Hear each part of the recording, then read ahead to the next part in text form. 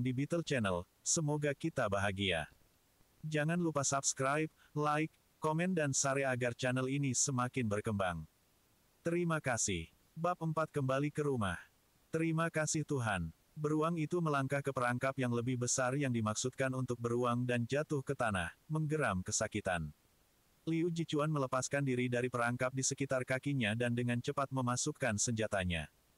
Hancur bahkan dengan jebakan itu, beruang itu masih berusaha menyerang Liu Jichuan. Tetapi perangkap itu melekat pada rantai logam tebal dan ujung lainnya diikat ke pohon. Panjang rantai tidak memungkinkan beruang mencapai Liu Jichuan. Bang! Bang! Bang! 3 tembakan berturut-turut terdengar. Feng Yu, Dongjun dan Liu Jichuan masing-masing melepaskan tembakan. Beruang itu tidak dapat mengelak karena jarak yang dekat dan ketiga tembakan mengenai beruang di kepalanya. Beruang itu jatuh ke tanah dan bergerak-gerak beberapa kali. Darah perlahan mengalir keluar dan menodai tanah bersalju. Liu Jichuan dengan cepat bangkit, mengisi kembali senapannya dan perlahan-lahan mendekati beruang itu. Bang! Beruang itu bergerak 2 kali lagi dan berhenti bergerak. Liu Jichuan bersandar di pohon dan mengisi kembali senapannya. Dengan berjabat tangan, dia mengeluarkan sebungkus rokok antelop hitam dan menyalakan 1 batang rokok. Feng Yu dan Wen Dongjun berjalan mendekat, meraih bungkus rokok dan masing-masing menyalakan 1 batang rokok. Terima kasih. Setelah merokok, kata Liu Jichuan. Hahaha, berhentilah berterima kasih pada kami. Brother Chuan, kami telah berburu beruang dan kami pasti bisa menjualnya untuk banyak uang. Mata Wen Dongjun bersinar ketika dia memikirkan tatapan iri dari penduduk desa lainnya ketika mereka kembali ke desa. Feng Yu tidak bisa berkata apa-apa terhadap sikap Wen Dongjun. Feng Yu terus menatap Liu Jichuan. Liu Jichuan masih belum melepaskan cengkeramannya pada senapan yang dimuat. Kakak Chuan, Dongjun, mari kita buat kesepakatan. Saya akan membeli beruang ini dari Anda berdua dan sebagai gantinya, saya akan meminjamkan Anda 55 tenaga kuda traktor keluarga saya untuk membajak dan menabur. Kata Feng Yu. Tiba-tiba dia memikirkan ide ini. Dengan cara ini, ia dapat menghapus dendam Liu Jichuan terhadap Dongjun dan juga membuat beberapa keuntungan sebagai modal awal untuk investasi masa depannya. Dia tidak dapat menghasilkan banyak uang dengan menggunakan traktor di desa tetapi akan ada banyak pembeli di kota untuk beruang ini. Meskipun ini bukan waktu yang tepat untuk berinvestasi sekarang, ada peluang fantastis yang muncul. Awalnya, dia pikir dia akan kehilangan kesempatan ini, tetapi sekarang, tidak hanya dia bisa menangkap peluang ini, rencana investasinya bisa beberapa tahun lebih cepat dari jadwal awalnya. Liu Jichuan melemparkan senapannya ke lantai dan meraih tangan Feng Yu dengan penuh semangat. Sangat. Apakah ayahmu setuju dengan ini? Jika aku berjanji pada ayahku bahwa aku akan diterima di sekolah menengah bergengsi di kota, dia pasti akan setuju. Dongjun, bagaimana dengan kamu? Anda setuju dengan kesepakatan ini? Wen Dongjun berkata setelah berpikir sejenak, saya akan mengambil link itu dan Anda berdua harus memberitahu orang lain bahwa saya adalah orang yang memburu itu. Juga, saya yang memukul beruang itu dulu. Oke, setuju. Ayo cepat dan buat kereta luncur dan kembali ke desa. Berat beruang ini setidaknya 100 hingga 150 kg. Tidak mudah membawanya kembali ke desa, kata Feng Yu. Dia tidak tertarik membual. Liu Jichuan memeriksa beruang itu lagi. Tubuh beruang menjadi dingin. Itu pasti sudah mati. Liu Jichuan juga mengambil link. Feng Yu dan Wen Dongjun menggunakan cabang-cabang pohon dan karung goni untuk membuat kereta luncur sederhana. Mereka akan menjadi pusat atraksi ketika mereka kembali ke desa. Wen tua, mengapa Dongjun belum kembali? Bisakah sesuatu yang buruk terjadi padanya? Tang Jing bertanya dengan cemas. Apa yang bisa terjadi padanya? Dia mencuri senapan saya. Dia pasti sedang berburu di Dark Ditch. Dia seharusnya kembali setengah jam lagi. Ketika mereka berdua berbicara, seorang tetangga berlari ke rumah mereka. Pemimpin desa, pahlawanmu sudah kembali. Old Zhao, pahlawan apa? Tanya Tang Jing. Pahlawan hebat dari rumahmu. Kakak ipar, anakmu berburu pertandingan besar kali ini. Anda tahu apa yang dia tangkap? Seekor beruang.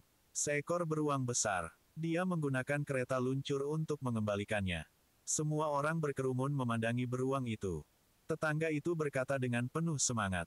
Wen De Guang dan Tang Jing bergegas keluar dan bahkan tidak mengunci pintu mereka. Saudara Jun, apakah Anda benar-benar menembak beruang dan Ling ini? Seorang anak berusia 8 tahun bertanya dengan rasa ingin tahu. Tentu saja, jika bukan karena aku, dua binatang buas ini akan melarikan diri. Saya mengejar beruang ini beberapa mil dan membunuhnya dengan satu tembakan. Ya, Jichuan dan Feng Yu juga membantu. Wen Dongjun membual tentang keenam kalinya bersama anak-anak. Versi pertama adalah mereka bertiga berburu beruang bersama. Namun, ceritanya perlahan berubah untuknya menemukan beruang dan membunuhnya dengan beberapa versi tembakan. Setiap kali dia menceritakan perburuannya, ceritanya akan berubah untuk membesar-besarkan perannya dalam perburuan itu. Benar saja, anak ini menatapnya dengan mengesankan. Baik Feng Yu dan Liu Jichuan tidak mengungkap kebohongan Wen Dongjun. Dia memang berani tetapi untuk mengatakan bahwa dia mengejar beruang untuk beberapa mil, tidak ada yang akan percaya padanya.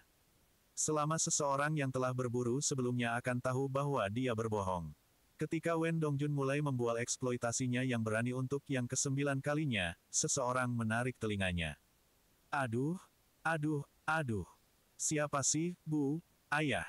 Suara Wen Dongjun bergetar. Dia telah mencuri senapan ayahnya untuk perburuan ini. Kemungkinan besar dia akan dipukuli sampai mati oleh ayahnya nanti ketika dia sampai di rumah. Namun, pemukulan ini tidak sia-sia. Siapa lagi di desa yang bisa berburu beruang besar? Hanya pemburu terbaik Wen Dongjun. Bawa pulang pantatmu sekarang. Sisanya, berhenti berkerumun di sekitar. Sudah mulai gelap. Cepat pulang.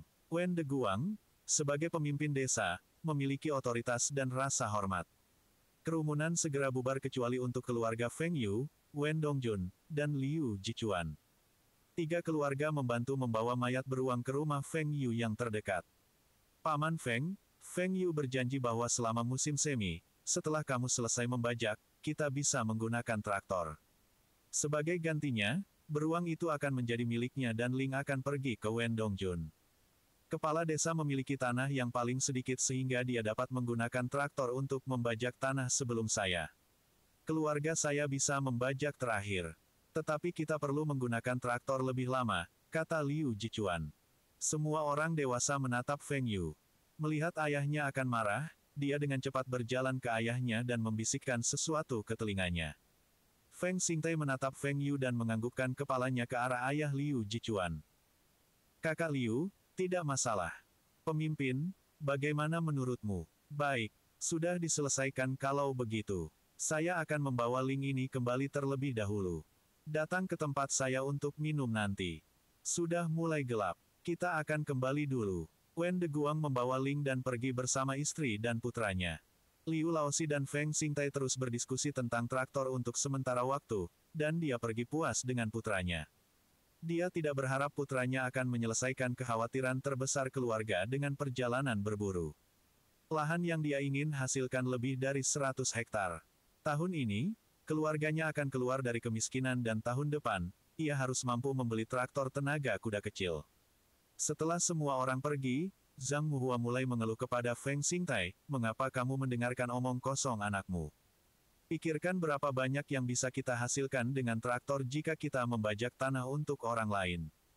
Apa yang bisa kita lakukan dengan beruang ini sekarang?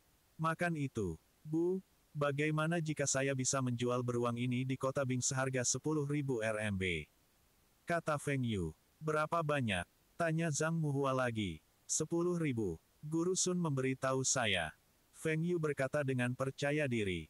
Meskipun tidak lama sebelum reformasi dan pembukaan Cina, masih belum banyak rumah tangga yang memiliki 10.000 RMB.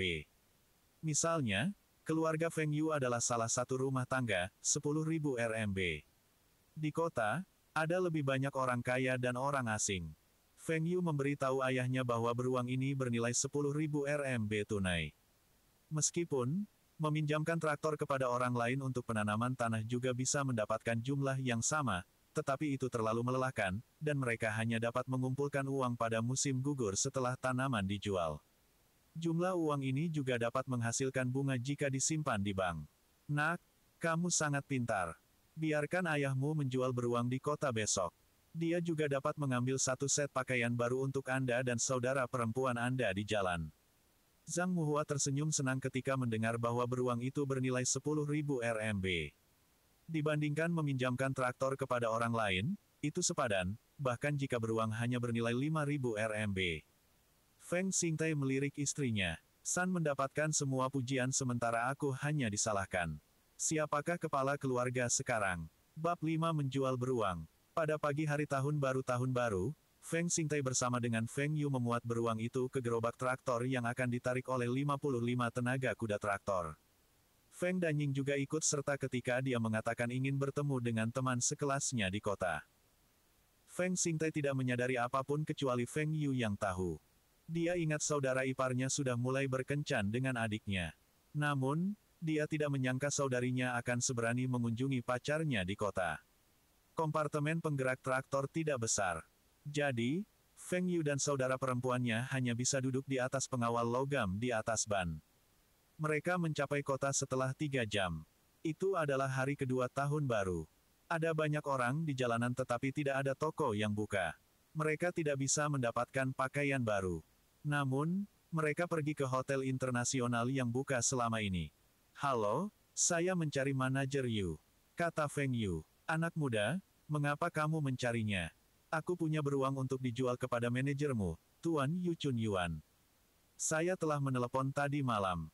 "Ah, apakah Anda putra Feng?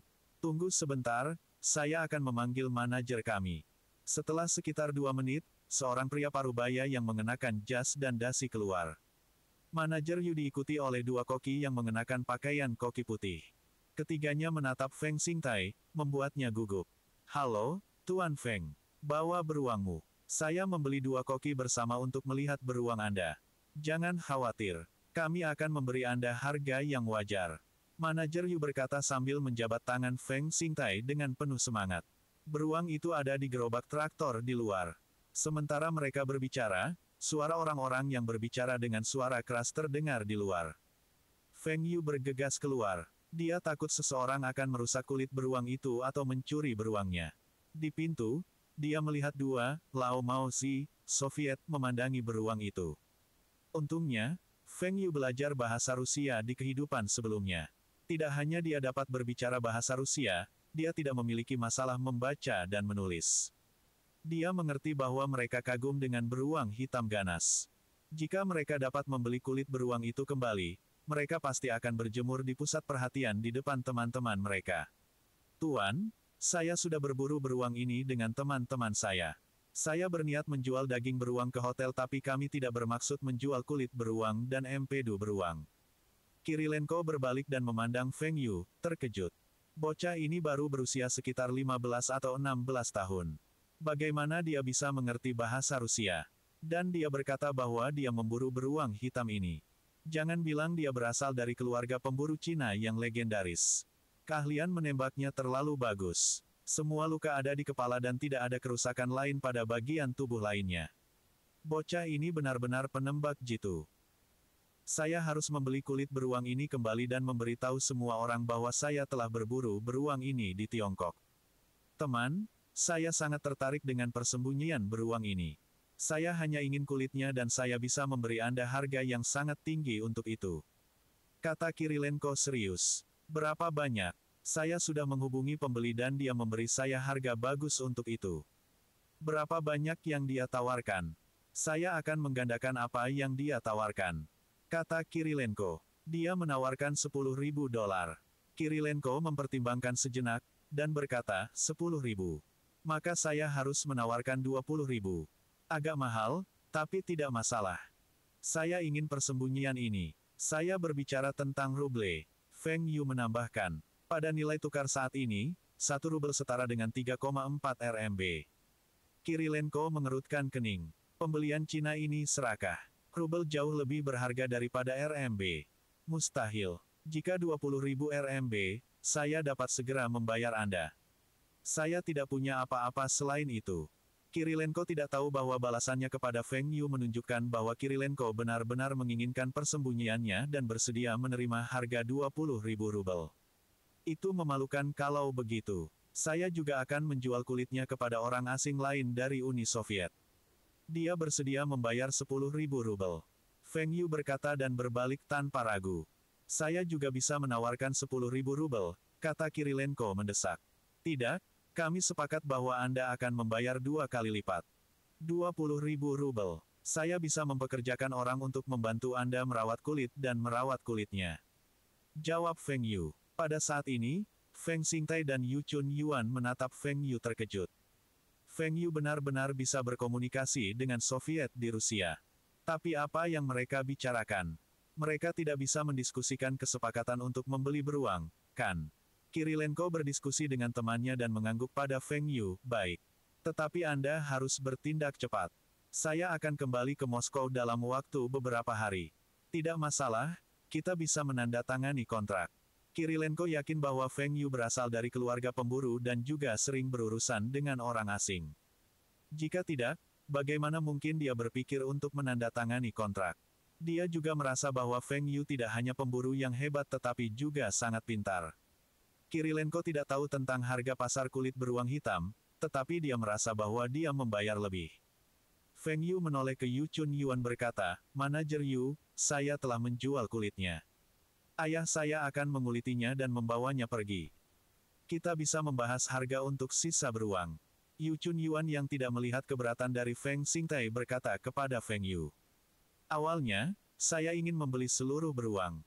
Tapi sekarang, tanpa kulit, saya tidak bisa menawarkan harga tinggi. Beruang seharusnya tidak memiliki berat 300 jin. Saya masih akan menghitungnya sebagai 300 jin dan menawarkan Anda 1.500 RMB.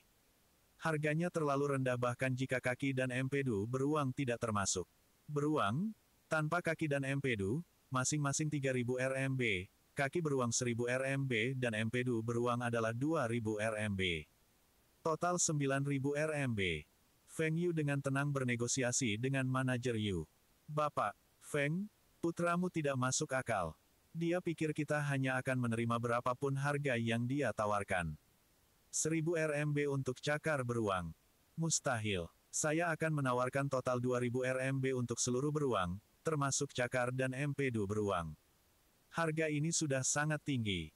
Manajer Yu melihat Feng Xingtai. Feng Xingtai tidak bodoh, tapi dia tidak fasih seperti putranya. Dia menggelengkan kepalanya dan menunjuk Feng Yu berkata, "Dia memburu beruang dan belajar lebih dari saya. Dia akan bernegosiasi dengan Anda. Jika Anda berdua tidak dapat menyetujui harga, kami akan menemukan orang lain." "Orang lain? Di Bing City, selain hotel internasional kami, siapa yang dapat menawarkan harga setinggi itu?" "Tuan Feng, beruang ini tidak akan segar jika dibekukan dalam waktu yang lama." Yu Chun Yuan berkata dengan bangga. "Manajer Yu, apakah menurutmu 2 tamu yang baru saja masuk itu bersedia menawarkan harga tinggi untuk cakar dan empedu beruang? Juga, dengan beruang besar, restoran Anda dapat menawarkan hidangan eksotis. Saya pikir para pemimpin partai akan bersedia makan di sini jika mereka tahu tentang hidangan ini." Kata Feng Yu. Dia tidak mau menurunkan harga karena dia merasa beruang sepadan dengan harga ini. Jika beberapa tahun kemudian, beruang hitam masih bisa diperdagangkan secara legal. Tetapi pada saat itu, beruang sangat langka sehingga beruang bisa menjual ratusan ribu. Ada banyak orang kaya yang bersedia membayar untuk makan hidangan beruang. Hidangan cakar beruang yang matang mampu dijual seharga 100 ribu. Kamu, anak muda, tapi harga yang kamu inginkan adalah harga yang terlalu tinggi. 1.000 RMB untuk cakar beruang. Apakah Anda tahu berapa banyak beras yang dapat Anda beli seharga 1.000 RMB? Seluruh keluargamu bahkan tidak bisa menyelesaikan nasi itu dalam setahun. Yah, mereka akan keluar. Jika Anda tidak tertarik, saya akan menjual kepada mereka.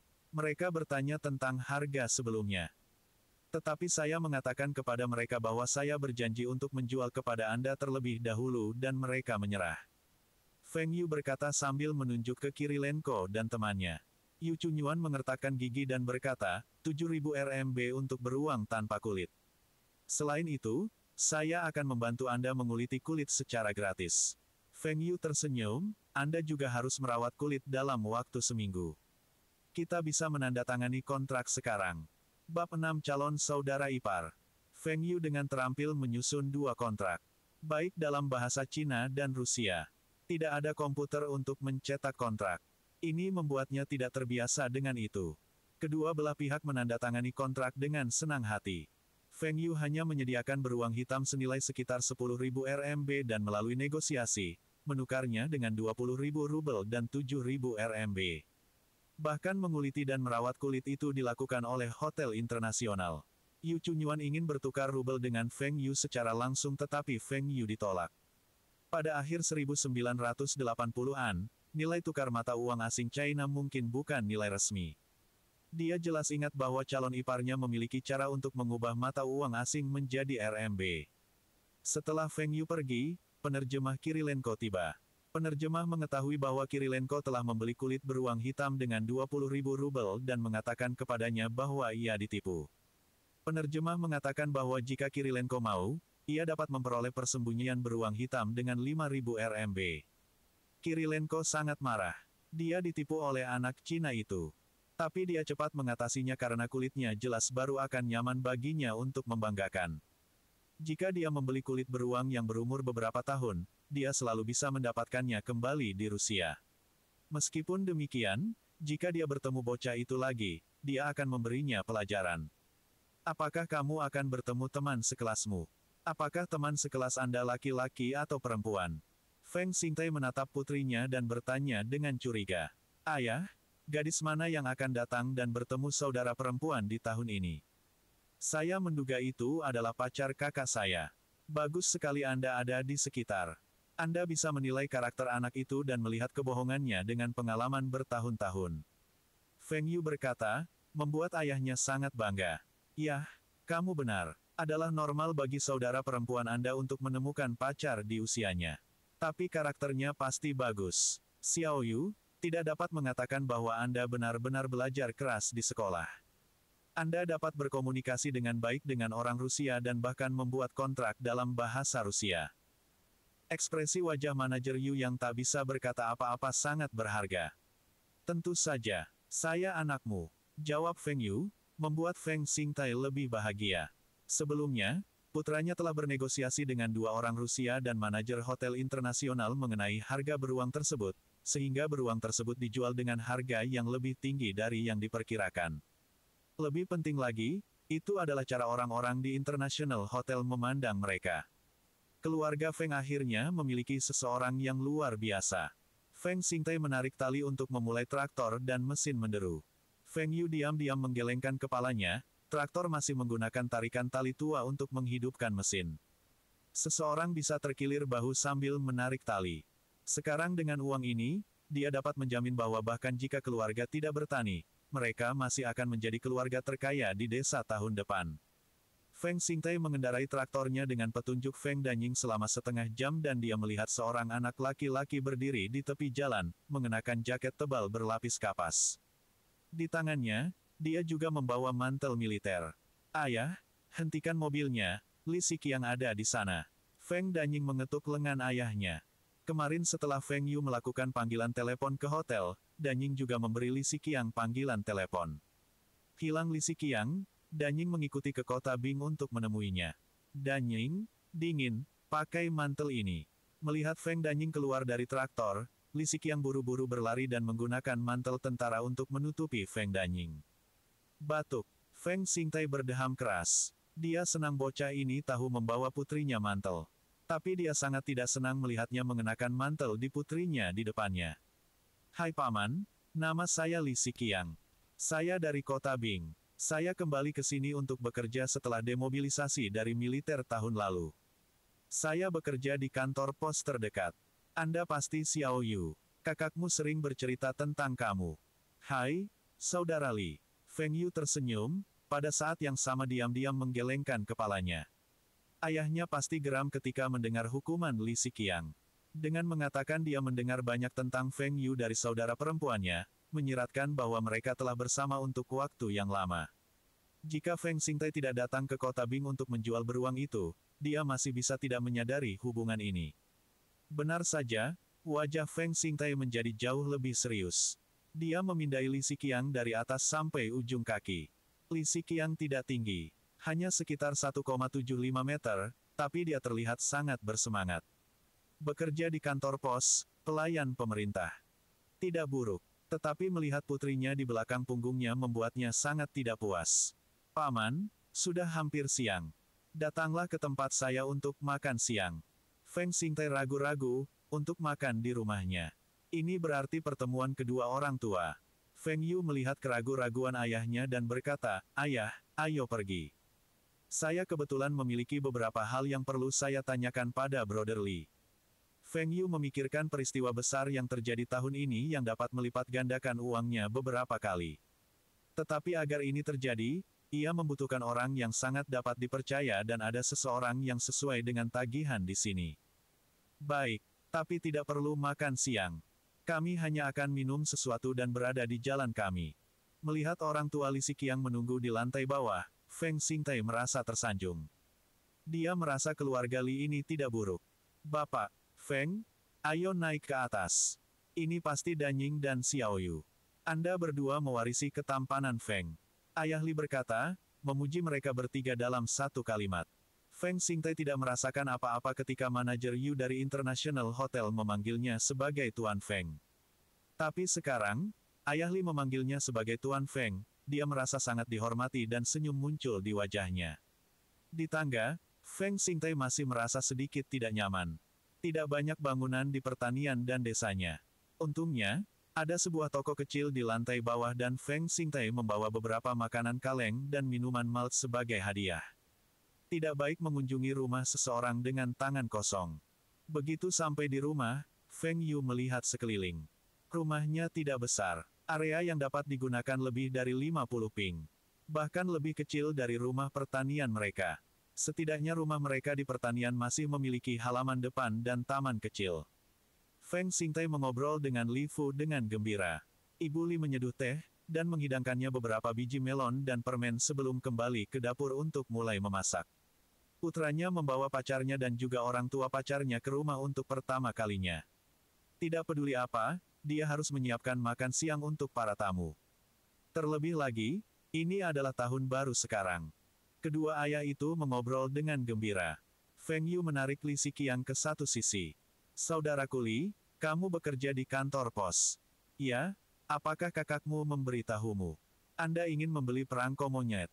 "Saya katakan, sekarang perangko monyet itu bernilai hampir 50 RMB per potong. Itu tidak layak. Jika Anda menginginkan jenis perangko lain, saya dapat membantu Anda." Banyak orang mendekati Li Xiqiang untuk membantu membeli perangko monyet. Tapi tidak ada yang bisa dia lakukan karena perangko tidak lagi beredar. "Tidak, saya ingin bertanya tentang obligasi negara. Apakah Anda dapat membantu saya membeli obligasi treasury?" Feng Yu baru saja ingat perangko monyet. Sayangnya, ini sudah terlambat. Zaman emas untuk investasi perangko telah berlalu. Bahkan sekarang dia berinvestasi, hasilnya tidak besar. Dalam kehidupan terakhirnya, ada seseorang yang membuat ember emas pertamanya dari obligasi treasury. Dia menjadi jutawan dalam 1 tahun, hanya menggunakan 20.000 RMB sebagai investasi awalnya. Obligasi negara untuk apa Anda menginginkan itu? Waktu pembayarannya lama dan tidak bisa ditukar dengan uang. Saya bekerja di kantor pos dan dipaksa untuk membeli puluhan dolar obligasi negara. Jika Anda suka, saya bisa memberi Anda obligasi treasury 10 dolar sebagai uang tahun baru. Untuk seseorang yang berpenghasilan hanya 80 RMB sebulan, 10 dolar banyak. Namun bagi kekasihnya, Li Xiqiang harus rela memberi Feng Yu 10 RMB. Feng Yu memandang senyum Li Xiqiang yang gelisah. "Saudaraku Li, aku tidak ingin obligasi perbendaharaanmu. Saya hanya ingin membeli beberapa surat perbendaharaan, bisakah Anda membantu? Saya ingin membeli tagihan treasury dari kolega dan teman Anda. Saya dapat membeli apapun yang Anda temukan." Li Xiqiang merasa terkejut. Apakah saudara laki-laki Danying bodoh?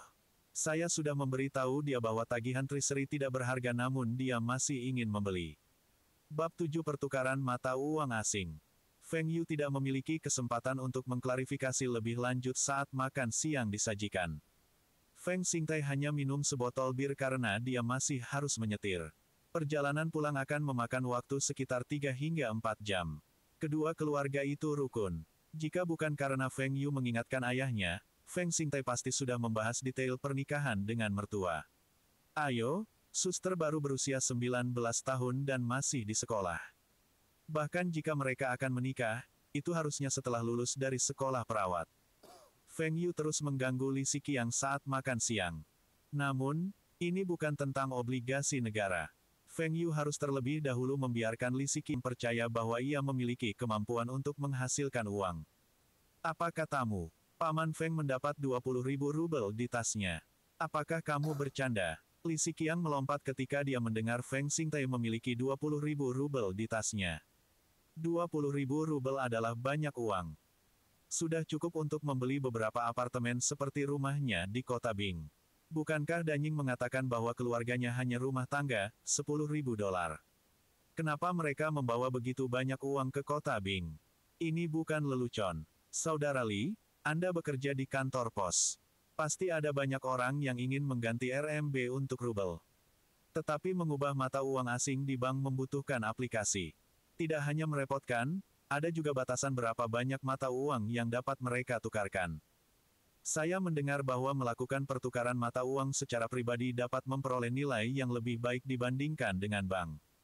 Li Siqiang memandang Feng Yu, Anda ingin saya mencari orang yang bersedia menawarkan harga lebih tinggi untuk mata uang asing.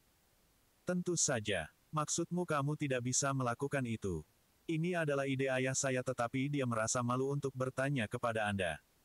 Feng Xingtai masih tidak tahu bahwa dia telah dijual oleh putranya. Karena itu adalah ide ayah Danying, maka Li Siqiang harus melakukannya.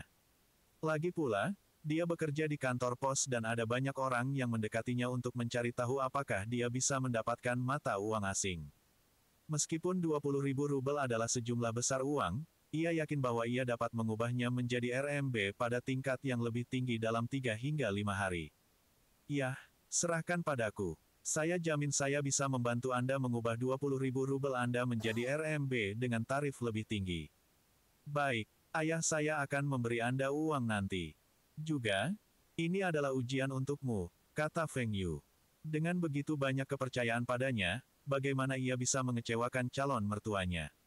Dia segera menjanjikan Feng Yu bahwa dia akan menyelesaikan pekerjaan dalam 3 hari. Setengah jam kemudian, Feng Xingtai keluar untuk menghangatkan traktor. Di era ini, tidak ada anti beku. Jika mobil tidak melakukan pemanasan, ia tidak dapat dinyalakan. Li Siqiang menawarkan bantuan. Feng Yu juga mengikuti ke bawah. Ayah, aku perlu mendiskusikan sesuatu denganmu. Bisakah saya menggunakan uang itu dulu? Feng Yu bertanya dengan hati-hati. Feng Xingtai meraih tasnya dengan kedua tangan dan memandang Feng Yu dengan waspada. Apa yang kamu katakan? Anda masih anak nakal. Anda tahu cara menggunakan sejumlah besar uang. Lagi pula, untuk apa uang ini? Ayah, guru saya mengatakan kepada saya bahwa ketika orang-orang di kota ingin bepergian, mereka membutuhkan mata uang asing. Namun, mereka tidak dapat menukar dengan jumlah yang lebih besar. Apakah mereka akan menemukan orang-orang untuk menukar mata uang secara pribadi dengan harga yang lebih tinggi? Brother Li bekerja di kantor pos dan memiliki caranya sendiri. Jika kita membiarkan dia menukar 20.000 rubel ini, nilainya pasti akan lebih baik daripada bank. Kata Feng Yu, dia menggunakan teknik, menghasilkan lebih banyak uang, lagi. Negosiasi yang berlangsung di pagi hari telah mengejutkan Feng Xingtai. Dia menemukan bahwa putranya menjadi lebih mampu setelah bersekolah. Jika mungkin mendapatkan lebih banyak uang, ia tentu ingin mendapatkan lebih banyak. Kantor pos juga melakukan devisa. Berapa banyak lagi itu? Setidaknya beberapa ribu. Ini beberapa ribu RMB. Feng Yu merasa nada suaranya saat ini, penampilannya persis seperti cara dia membujuk pelanggan untuk berinvestasi ketika dia mulai bekerja sebagai broker investasi di kehidupan sebelumnya. Beberapa ribu. Sangat banyak. Rubel ini bagus, jauh lebih berharga daripada RMB. Bisakah Xiaoli mengubahnya untuk kita?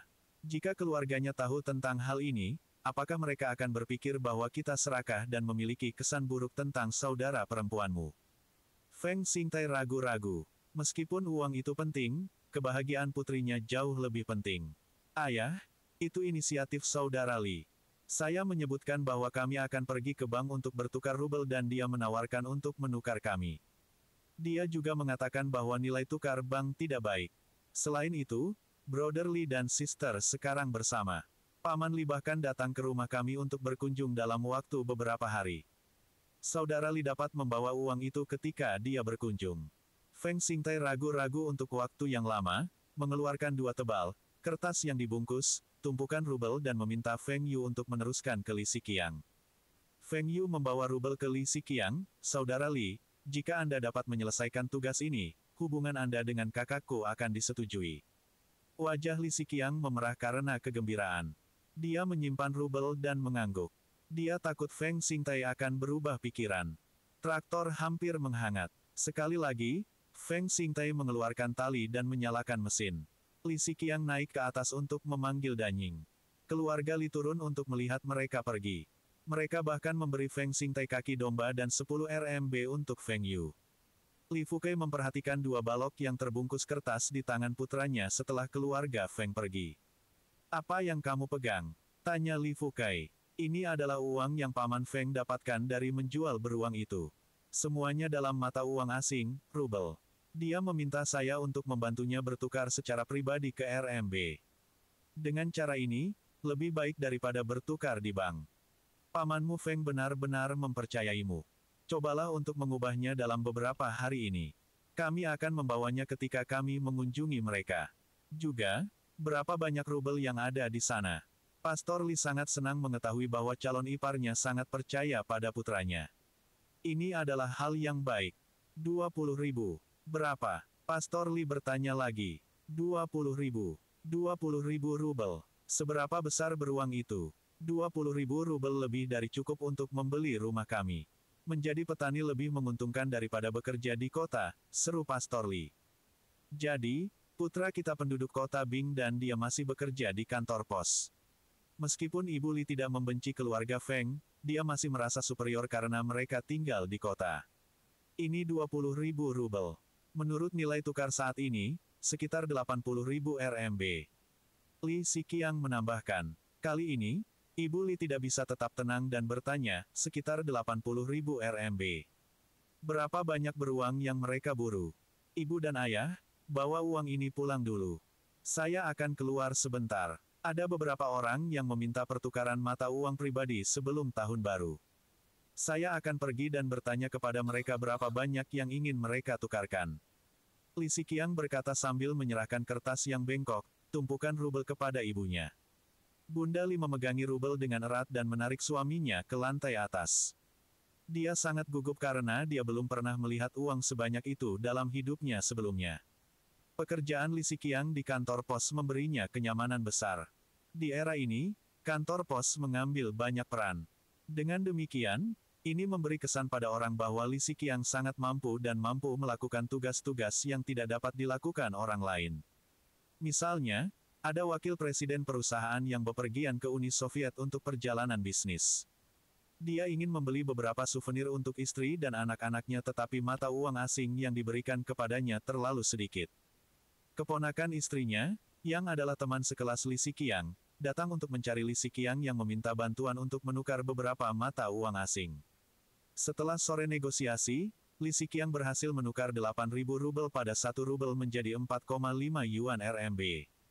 Dia bahkan mengirimkan rubel secara pribadi ke rumah wakil presiden perusahaan. 3 hari kemudian, Li Siqiang selesai menukar semua 20.000 rubel. Sebanyak RMB 91.200. Ada 2 kali pertukaran rubel jauh lebih tinggi dari nilai tukar normal. Li Siqiang sangat bersemangat. Dia telah menyelesaikan tugas yang diberikan kepadanya, membantu keluarga pacarnya mendapatkan sejumlah uang dan membiarkan banyak orang berpikir bahwa dia sangat cakap. Tapi satu hal yang mengganggunya. Banyak orang mulai mencari dia untuk menukar RMB dengan rubel tetapi dia tidak memiliki rubel lagi.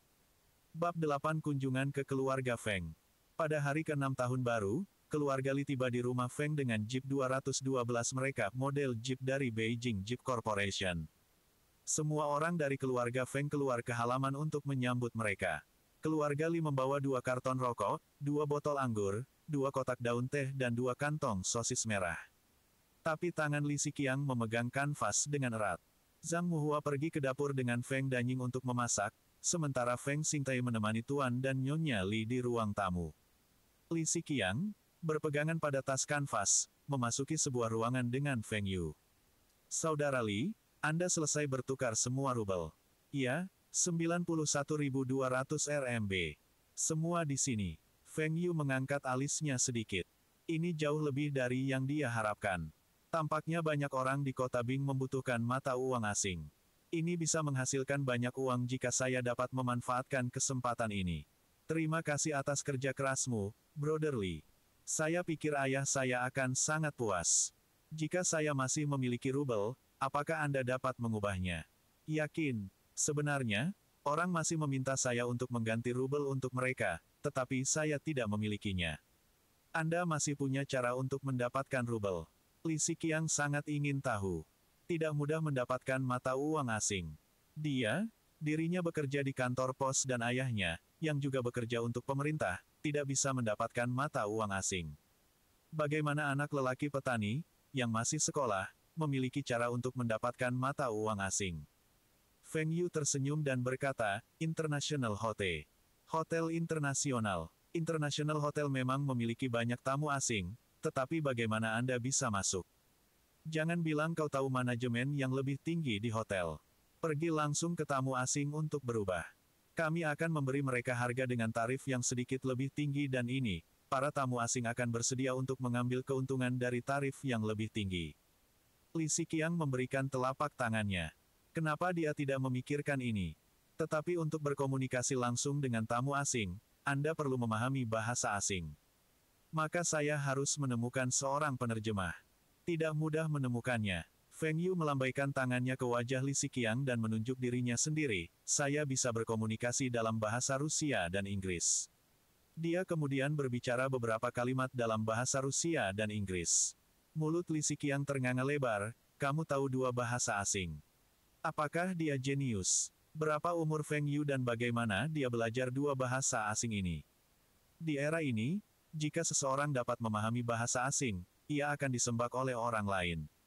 Apalagi mengerti dua. Tetapi pada tahun 2015, adalah normal untuk melihat orang yang fasih dalam dua atau lebih bahasa asing.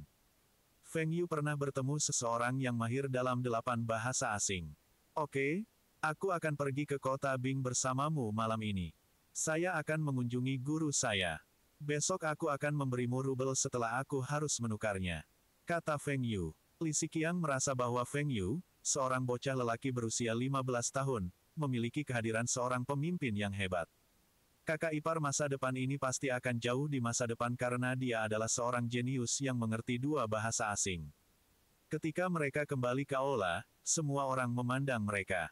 Senyum muncul di wajah Feng Yu, semua orang menghela napas lega. Feng Xingtai takut ada yang tidak beres dengan uang itu. Dia tidak memberi tahu istrinya tentang hal ini. Dia hanya mengatakan kepadanya bahwa beruang itu dijual seharga 7.000 RMB. Meskipun 7.000 RMB lebih rendah dari harapan istrinya, dia masih senang. Terutama ketika dia mendengar bahwa pacar putrinya berasal dari kota dan bekerja di kantor pos. Orang tua Li Siqiang takut kalau keluarga Feng tidak puas dengan jumlah itu dan berpikir bahwa mereka telah menyimpan sebagian uang itu. Meskipun mereka tidak sekaya Feng, mereka sama sekali tidak akan melakukan hal seperti itu.